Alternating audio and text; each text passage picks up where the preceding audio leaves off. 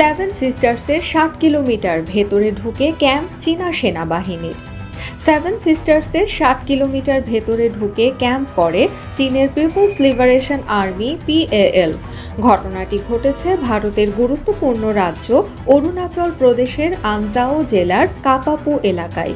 ভারত জানিয়েছে চীনা সেনারা ওই জেলায় প্রবেশ করেছিল এবং চলে যাওয়ার আগে কয়েকদিন সেখানে অবস্থান করেছিল। অরুণাচলের স্থানীয় সংবাদ মাধ্যম নিউজ 5 এ তথ্য নিশ্চিত করেছে। দ্য ডন লিড পোস্টের প্রতিবেদনে বলা হয়েছে, কাপাপু এলাকায় গভীর বনে আগুন ধরানো, পাথরের গায়ে রং ব্যবহার করে লেখা চীনের নাম এবং চীনা খাদ্য সামগ্রীর ছবি দেখে বোঝা যায় সেখানে প্রায় এক সপ্তাহ আগে চীনের সেনারা ঢুকেছিল। ছবিতে দেখা যায় পাথরের গায়ে ইংরেজিতে 2024 সাল লেখা রয়েছে। ভারতীয় ভূখণ্ডে নিজেদের মালিকানা দাবি করার অংশ হিসেবে অনুপ্রবেশের পর চীনা সেনাবাহিনী এসব কৌশল ব্যবহার করে বলে জানা যায়।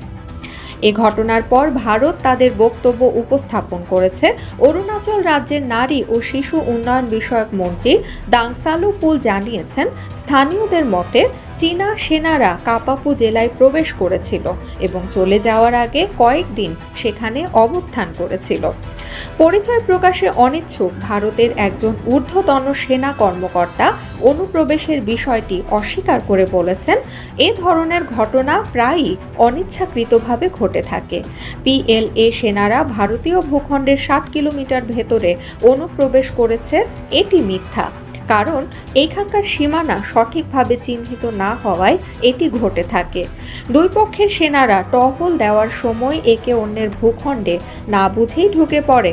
তারা কখন যে শত্রুর ভূখণ্ডে রয়েছে তা বুঝতে পারে না। এর আগে 2022 সালের আগস্টে PLA সেনারা হাতিকরা হ্রদের কাছে নিজেদের অবকাঠামো নির্মাণ কার্যক্রম তদারকি করে বলে জানা গেছে। এর আগে 2022 সালের আগস্টে PLA সেনারা হাদিকরা হ্রদের কাছে নিজেদের অবকাঠামো নির্মাণ কার্যক্রম তদারকি করে বলে জানা গেছে। একই বছরের 11 আগস্ট চাকলাগাম থেকে 30 কিলোমিটারেরও কম দূরের ওই এলাকার নির্মাণ কাজ পর্যবেক্ষণ করে চীনের সামরিক বাহিনীর LRP টহল দল 2021 সালে অরুণাচল প্রদেশের কমপক্ষে 60টি ভবনে দ্বিতীয় ক্লাস্টারের নির্মাণ কাজ পরিচালনা করছে চীনা সামরিক বাহিনী।